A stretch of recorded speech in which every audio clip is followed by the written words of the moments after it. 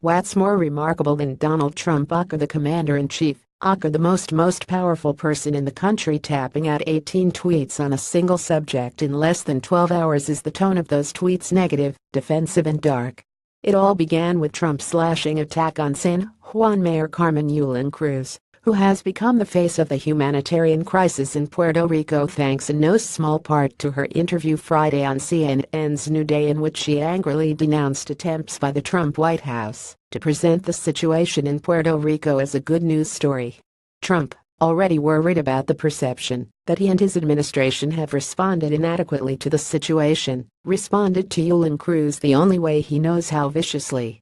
The mayor of San Juan, who was very complimentary only a few days ago, has now been told by the Democrats that you must be nasty to Trump. Trump began just after 7 a.m. Eastern Time. Such poor leadership ability by the mayor of San Juan and others in Puerto Rico, who are not able to get their workers to help, he added. They want everything to be done for them, when it should be a community effort. 10,000 federal workers now on island, doing a fantastic job. At a time of crisis for more than 3 million Americans living in Puerto Rico, their president decided to pick a fight with a local official due to her frustration with the recovery efforts. Rather than send a tweet urging patience, or maybe not tweeting at all, Trump decided the best course of action was to go after Yulín Cruz and others in Puerto Rico for their allegedly poor job in dealing with Hurricane Maria. The words Trump used are telling. They want everything to be done for them, he tweeted. They, you mean the millions of American citizens in Puerto Rico, and the not so subtle suggestion of laziness in Trump's tweets is just more of the same racially coded language that the president has trafficked in since the day he announced his campaign. Had Trump sent only those 3 tweets hitting Yulín Cruz, it would have been a bad, but not a typical day for him. But he didn't stop there. Not even close. Trump spent the next 8 hours tweeting a series of attacks against the so-called fake news media for allegedly misrepresenting the actions of his administration in Puerto Rico. Fake news: CNN and NBC are going out of their way to disparage our great first responders as a way to get Trump, he tweeted in one. Not fair to our effort. The fake news networks are working overtime in Puerto Rico, doing their best to take the spirit away from our soldiers and first RS. Shame, went another. Trump provided no evidence for his claims, or, really, explained what he meant by them.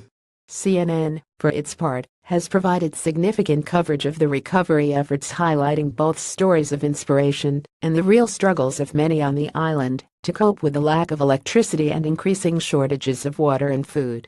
A number of correspondents are on the ground in Puerto Rico, including Anderson Cooper and Bill Weir, documenting the situation firsthand. None of that comes even close to Trump's claim that the news networks are working to disparage our great first responders, or that the media is doing their best to take the spirit away from our soldiers. What Trump is doing in his attacks on Yulín Cruz and the media is trying to divide the country as a way to deflect blame for his administration's performance. They are lazy and want everything done for them. They are being nasty because Democrats told them to. They aren't rooting for our first responders. They are trying to convince people that our soldiers aren't doing a good job. Trump's willingness to divide, to turn every situation in which he is questioned or criticized into an us versus them, is well documented by now. The 2016 election was an 18-month masterclass in how to divide the country for your own political gain. Trump's handling of the white supremacist violence in Charlottesville, Virginia, and his deliberate decision to pick a fight with mostly black NFL players over the national anthem illustrate that same perpetual need to divide. That default divisiveness makes Trump different than every person who has held the office before him. For the 43 previous presidents, their ultimate goal was to find ways to remind people in the country of our common humanity, to take the high road, to appeal to our better angels. Many of them missed that mark often badly, but it was always their North Star. It is not for Trump. Not close. For Trump, the lone goal is winning at all costs. If that means attacking the mayor of San Juan even as Puerto Rico faces a historic recovery challenge, so be it. If it means blaming Puerto Rico's debt and infrastructure issues even as people are desperately searching for their loved ones, well, that's just how it goes. If it means trying to build the media up as a scapegoat to cover up a slower than ideal response to Maria's aftermath, consider it. Only 18 tweets. 11 hours.